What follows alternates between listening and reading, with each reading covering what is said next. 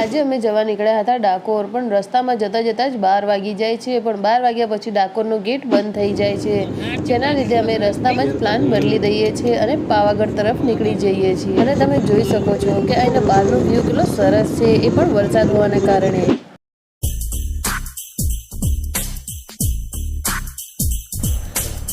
અને વહેલી સવારે નીકળ્યાના કારણે કોઈએ ચા નાસ્તો પણ નહોતો કર્યો, જેના લીધે અમે એક હોટલ પર બ્રેકફાસ્ટ માટે રોકાઈ જઈએ છીએ।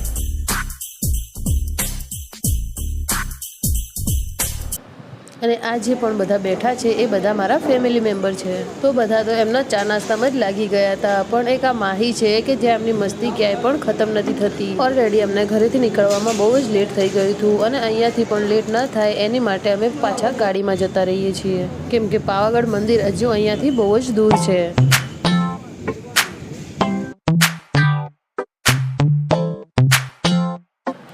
તો પાવાગઢમાં અમારી એન્ટ્રી ફાઇનલી થઈ ગઈ હતી, પણ વધારે ટ્રાફિક હોવાને કારણે ઉપર પોતાની પર્સનલ ગાડી લઈ નથી જવા દેતા, જેના લીધે અમારે અમારી ગાડી બહાર જ મૂકવી પડે છે। અને હું જેવું ગાડીની બહાર નીકળું છું ત્યાં સામે જ પકોડીવાળા એક અંકલ ઊભા હોય છે। પકોડીની લારી દેખાતા જ હું અને મારા મમ્મી તરત જ પકોડીની લારીએ જતા રહીએ છીએ।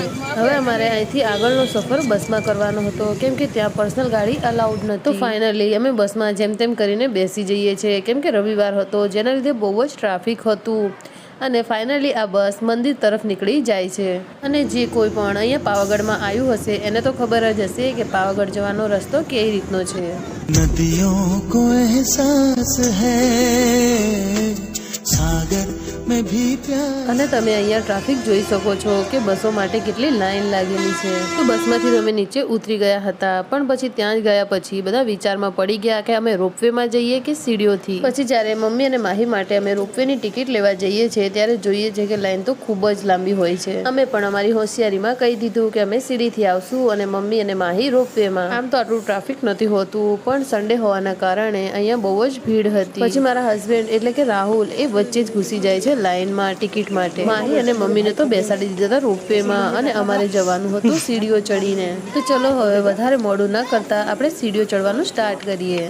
અને હું 50 સીડીઓ ચડતા જ મારે હાલત બહુ જ ખરાબ થઈ જાય છે, જેના લીધે હું રેસ્ટ કરવા બેસી જાઉં છું। અને એક આ મારા કેમેરામેન હતા જે મારી ઇન્સર્ટ કરવામાં ફૂલ્લી એમને ટાઈમ વેસ્ટ કર્યો, કેમ કે સીડીઓ ચડતા મારી હાલત થોડી પણ ખરાબ થાય એટલે કેમેરામેન તરત જ કેમેરો લઈને મારી સામે ઊભા થઈ જતા હતા, જેમ કે તમે આ વિડીયોમાં જોઈ શકો છો। આ તો ઓનલી પાર્ટ 1 જ છે, પાર્ટ 2માં તમને જોવા મળશે કે કેમેરામેને કઈ રીતે મારી ફૂલ્લી ઇન્સર્ટ કરી છે। થોડીક વાર માટે તો મને એમ થઈ ગયું હતું કે હું આટલી સીડી ચડીને પણ ઉપર કેમ આવી, મારે પણ રોપવેમાં બેસી જવાનું હતું। આટલી હાલત ખરાબ હોવા છતાં પણ અમે મહાકાળીના ટેમ્પલ સુધી કઈ રીતે પહોંચ્યા એ તમને પાર્ટ 2માં જોવા મળશે। અને આ ચેનલ પર તમે ફર્સ્ટ વાર આવ્યા છો તો તમે આ ચેનલને સબસ્ક્રાઇબ જરૂર કરજો।